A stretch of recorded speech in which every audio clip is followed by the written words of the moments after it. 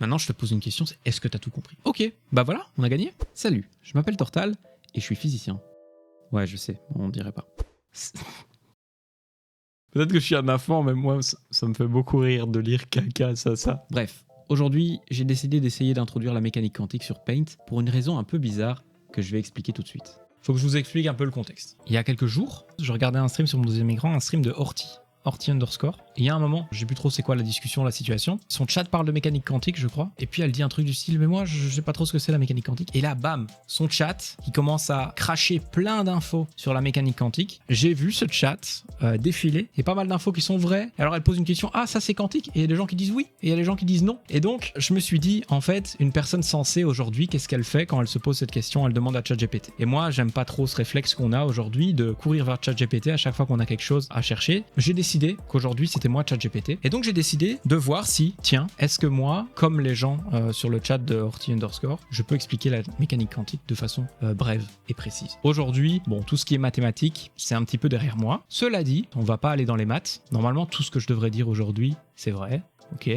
Peut-être parfois ça me manquerait un peu de précision parce qu'on est sur Paint et on est sur Twitch en live. Cela dit, je pense que ça va dans l'ensemble. Alors laissez-moi un peu vous parler de mécanique quantique. Mon but aujourd'hui, c'est que je fasse une petite discussion et puis qu'à la fin, vous me disiez « Ah oui, j'ai tout compris. J'ai pas compris ton explication. » Ça n'a pas commencé encore. Je vais essayer de comprendre. Mais t'inquiète, à la fin, tu pourras me dire « J'ai tout compris et ça va être super, tu vas voir. » Alors, quantique, c'est un terme qu'on entend souvent. La mécanique quantique, c'est une partie de la physique. Mais c'est une partie de la physique qui est un peu bizarre. Quand on parle de physique, souvent ce qu'on entend, c'est la mécanique classique. Je vais l'appeler MC. La mécanique classique, c'est en gros Newton. Plein de gens comme ça, Newton, Kepler, machin. Des gens qui, en fait, vont expliquer plein de choses. Depuis la nuit des temps, on essaye d'expliquer tous les phénomènes qu'on voit et on reconstruit sur les théories qui ont été établies avant pour essayer d'aller plus loin et d'expliquer de plus en plus de phénomènes. Et en fait, quand on arrive à des gens comme Newton, bah, on arrive finalement à expliquer la très très large majorité des phénomènes dans le monde. On va dire, au 19e siècle, on a atteint un point où on a tout compris. Mais on a tellement tout compris qu'en fait, on commence à voir des choses et à s'intéresser à des choses auxquelles on n'avait même pas pensé avant. Ces choses en particulier, il y en a, on va dire, deux types.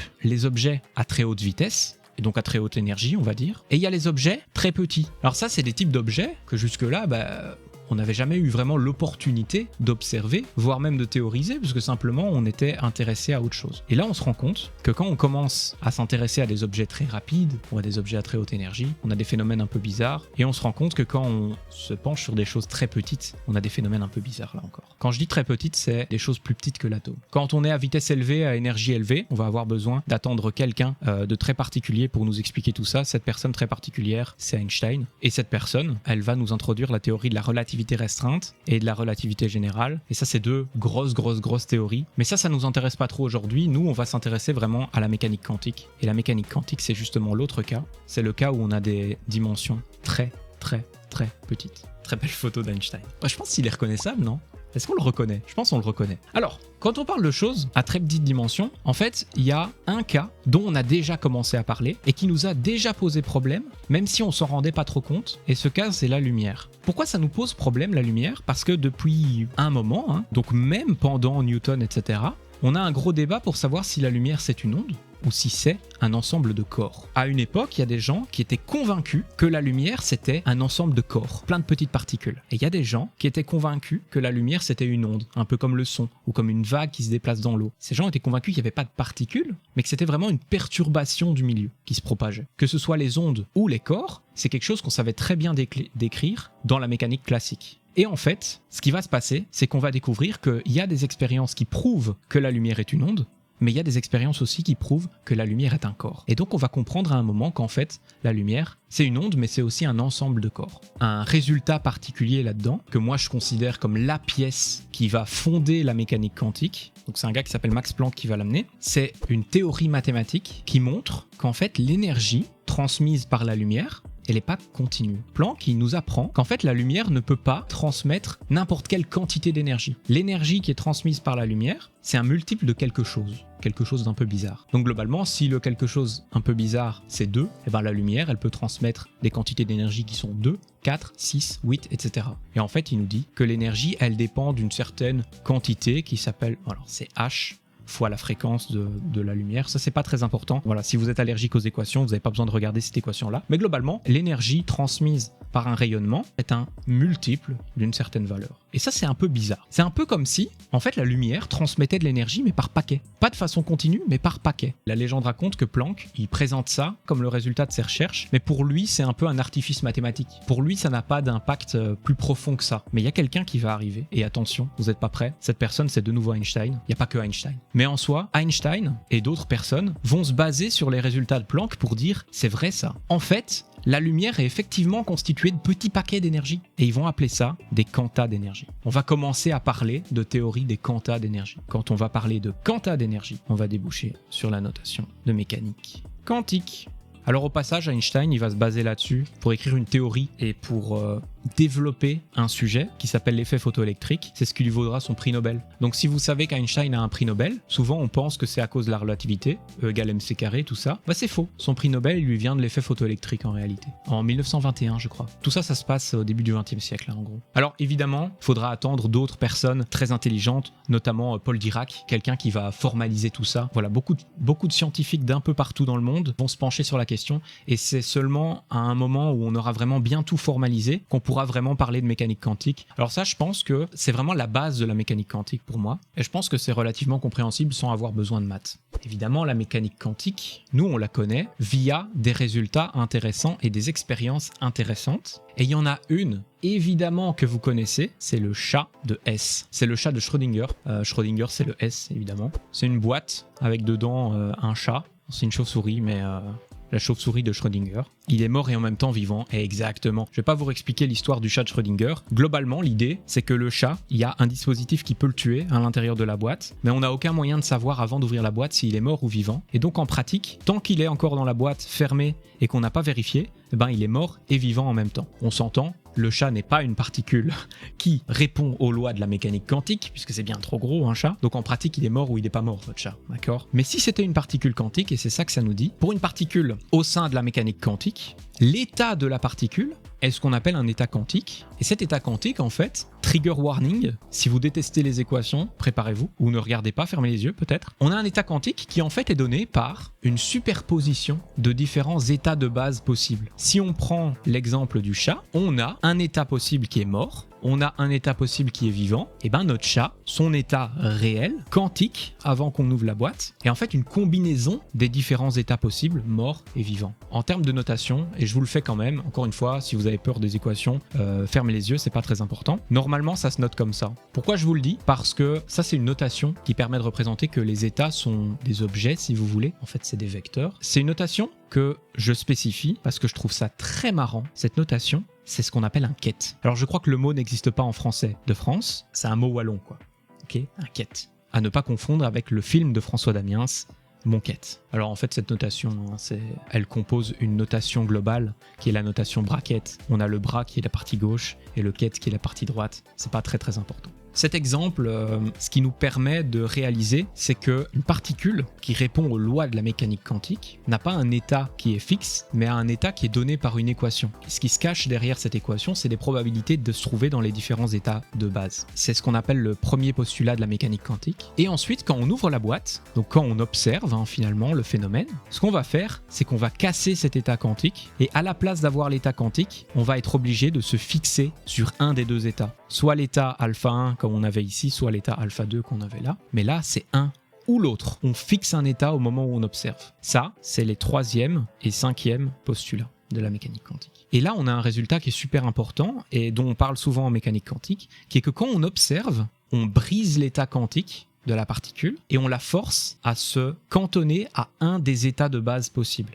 Ça, c'est un résultat qui est vachement bizarre d'un point de vue philosophique. En prenant conscience d'une particule, on a un impact sur son état. C'est quand même très bizarre. Alors, cette analogie, on peut la lier à plein de situations différentes. On est en 2025, imaginons quelqu'un qui est extrêmement progressiste. Pour cette personne, le genre, c'est pas quelque chose de fixe, il n'y a pas besoin de se poser la question. Dans ce cas-là, le genre, on peut considérer que c'est comme un état quantique d'une particule. Seulement, il y a un moment dans la discussion, on va devoir utiliser un pronom. Le pronom, globalement, ça va être un état de base qui va fixer le genre de la personne. Vous pouvez avoir un genre qui ne correspond pas à il ni à elle, mais il et elle vont être des états de base, pour la majorité des gens on va dire, des états de base dans lesquels vous allez devoir retomber quand vous vous identifiez à un pronom. Alors évidemment, tout comme le chat n'est pas vraiment une particule quantique, c'est difficile de vraiment pousser dans cette analogie-là, et bien sûr, on ne peut pas calculer mathématiquement les probabilités d'être dans chaque état, machin chose, donc c'est juste une analogie comme ça. On a parlé du chat de Schrödinger, et on a parlé d'un principe qui est que voilà, une particule en mécanique quantique va pouvoir avoir plusieurs états de base, et son état, qu'on dit son état quantique, son état réel si vous voulez, est en fait une sorte de superposition de tous ces états. Superposition qui va se détruire au moment où on observe.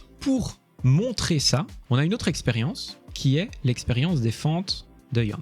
C'est une expérience qui est très simple, en théorie. On prend quelque chose qu'on balance sur un obstacle, et dans cet obstacle, on creuse 2 fentes. Et ensuite, derrière l'obstacle, on va aller placer un écran. Et nous, notre idée, c'est de balancer différents trucs sur cet écran, à travers cet obstacle, et de voir ce qui change. C'est une expérience qui existe bien avant la mécanique quantique. Pour montrer quelque chose, c'est que la lumière, c'est une onde. Pourquoi ? Parce que si on lançait des corps, et qu'on regardait l'impact des corps qu'on lance sur l'écran derrière. Imaginons, on lance des balles de tennis ou quoi que ce soit, et on va aller regarder l'impact sur l'écran derrière. Et les balles, elles vont passer par la fente de gauche, qu'elles vont aller faire des impacts ici, ou alors elles vont passer par la bande de droite et elles vont aller faire des impacts ici. Si les bandes sont très proches et que les objets qu'on lance sont très fins, on pourrait avoir des taches partout sur la surface, mais ce qui est important, c'est que ce sera réparti de façon plus ou moins uniforme. Maintenant, pour une onde, qu'est-ce qui se passe ? Pour une onde, imaginez une vague qui atteint ces 2 fentes. La vague, elle va pas passer soit par la fente de gauche, soit par la fente de droite. Elle va passer par les 2 en même temps. Comme elle va passer par les 2 en même temps, en fait, il va se passer un truc très particulier. Cette vague va ressortir comme si c'était 2 vagues, en fait. Une qui vient de la fente de gauche, une qui vient de la fente de droite. Et ces 2 vagues, elles vont se rencontrer à plein de points différents. À certains points où ces vagues vont se rencontrer, elles vont céder, et ça va faire une vague beaucoup plus grande.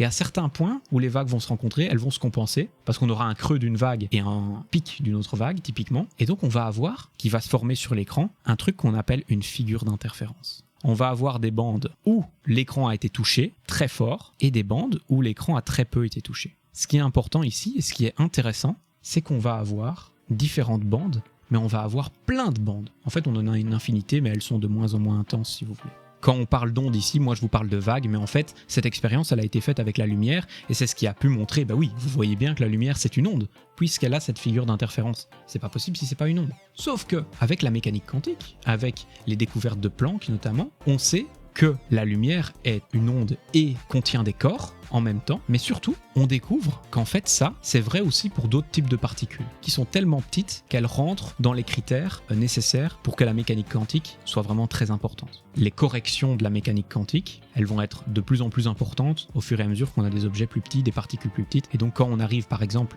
à l'échelle des électrons, là on a vraiment la mécanique quantique qui est primordiale. Donc, on peut essayer de faire la même expérience avec des électrons par exemple. Alors si on fait la même expérience avec des électrons, qu'est-ce qui se passe ? Les électrons, si on les lance à travers nos fentes de Young, on va avoir un résultat intéressant, c'est que nos électrons y forment des figures d'interférence. Ça veut dire quoi ça ? Ça veut dire que les électrons se comportent comme des ondes. Donc, notre notion de mécanique quantique, notre notion de dualité onde-corpuscule, elle est de nouveau présente. Pourquoi ? Parce que les électrons, on sait que c'est des particules, mais maintenant on sait que les électrons se comportent aussi comme des ondes. Oui, mais ça c'est bizarre, parce qu'on se souvient que ces interférences viennent du fait que les vagues passent à gauche et à droite en même temps. Ça veut dire que notre électron, il est passé à gauche et à droite en même temps. Ça c'est quand même bizarre. Mais on peut vérifier ça. On peut essayer de placer un dispositif pour mesurer, à chaque fois qu'on balance un électron, est-ce qu'il passe à gauche ou à droite ? Ce résultat de figure d'interférence, il apparaît si on balance plein d'électrons d'un coup, mais il apparaît aussi si on balance un électron, puis un autre, puis un autre, puis un autre, et qu'on regarde la figure se former petit à petit. Si on regarde,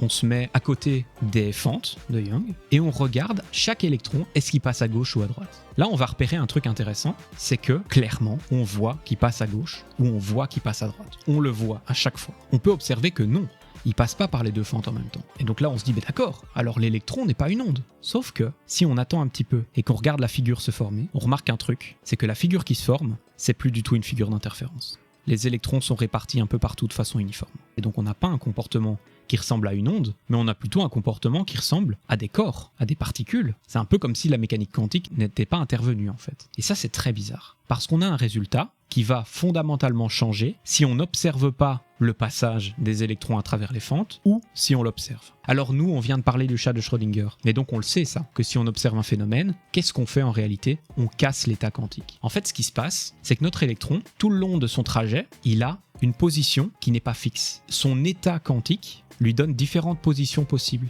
Et c'est quand il est sous sa forme d'état quantique, si vous voulez, qui se comporte exactement comme une onde. Ce qu'on va faire en regardant où il est, c'est fixer sa position. C'est un petit peu comme le chat qui était mort ou vivant. Et l'électron, en fait, il allait passer à gauche et à droite en même temps. Mais en observant, on l'a forcé à prendre une décision, si vous voulez. En clair, l'électron, il est partout à la fois. Il n'est pas forcément partout avec la même probabilité, mais en tout cas, il est partout à la fois, jusqu'à ce qu'on mesure réellement l'endroit où il se trouve. Alors en fait, là, on a parlé des deux trucs dont on parle le plus, en fait, et qui sont tous les deux reliés au principe que l'observation change tout. Ça, c'est évidemment un résultat super important. Mais moi, j'ai quand même envie de parler de deux autres trucs, qui sont des résultats un peu moins bizarres, mais qui sont pour moi intéressants, parce que c'est des effets qu'on voit un petit peu dans la vie de tous les jours. Le premier effet, c'est un truc qu'on appelle l'effet tunnel. Alors l'effet tunnel, c'est relativement simple aussi. Je lance une balle sur un obstacle. Il y a deux possibilités. Soit la balle a réussi à passer à travers, si elle avait l'énergie suffisante, soit la balle n'a pas réussi à passer à travers, si elle n'avait pas l'énergie suffisante. Et dans notre monde, il n'existe que ces deux possibilités-là. Soit on passe à travers, soit on passe pas à travers. Ça dépend de l'énergie qu'on a.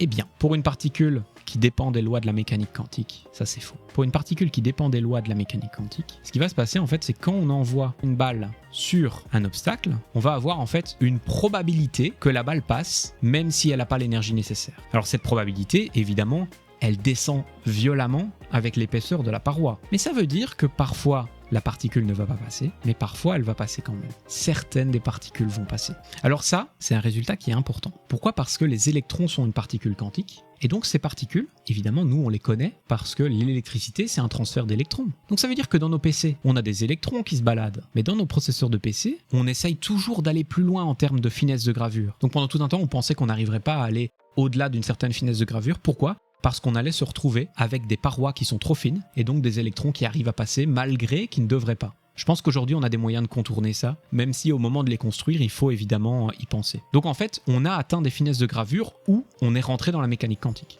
aujourd'hui. Et on a un autre effet que je trouve assez intéressant, c'est l'effet de ce qu'on appelle les quantum dots. Alors les quantum dots, en français ça s'appelle boîte quantique. Pour être tout à fait honnête, le nom français on l'utilise pas trop, on dit quantum dot la plupart du temps. Les quantum dots, c'est en fait, si vous voulez, comme une boîte dans laquelle on a enfermé des électrons. Alors quand on dit une boîte, et quand je parle de parois, en fait, souvent on parle de potentiel, de barrières de potentiel, de puits de potentiel, parce que c'est pas forcément des parois physiques, tu vois, c'est pas forcément des parois tangibles, ça peut être simplement quelque chose qui empêche de passer. Ici c'est donc un puits de potentiel dans lequel on a bloqué des électrons, on a confiné des électrons. Alors ça n'a pas des propriétés qui vont vous faire un triple salto arrière, d'accord ? Mais par contre ça a des effets sympas qui ne sont pas explicables si on n'utilise pas la mécanique quantique. Et dans ces effets, on a notamment des effets intéressants pour la fluorescence dans la lumière visible. Et ça, c'est ce qui est utilisé pour les écrans QLED, les écrans QD OLED si vous voulez, voilà. Le Q qui est ici et le QD qui est là, ils sont là pour quantum dot. Et donc aujourd'hui, on a des écrans qui fonctionnent avec des boîtes quantiques à l'intérieur. Voilà, c'est les quelques effets de la mécanique quantique dont je voulais parler. Il y en a d'autres, évidemment. Et le principe de la mécanique quantique, c'est que c'est très très compliqué. En termes de maths, il y a énormément de choses à faire. Maintenant, je te pose une question, c'est est-ce que tu as tout compris ? Ok, bah voilà, on a gagné. Bon, alors je pense que la prochaine étape, c'est j'en fais une vidéo et je l'envoie à Horty. Et elle regarderait évidemment pas ma vidéo. Mais je pense que ça peut faire une vidéo sympa quand même. C'est sympa la vulgarité. Ah oui, d'accord.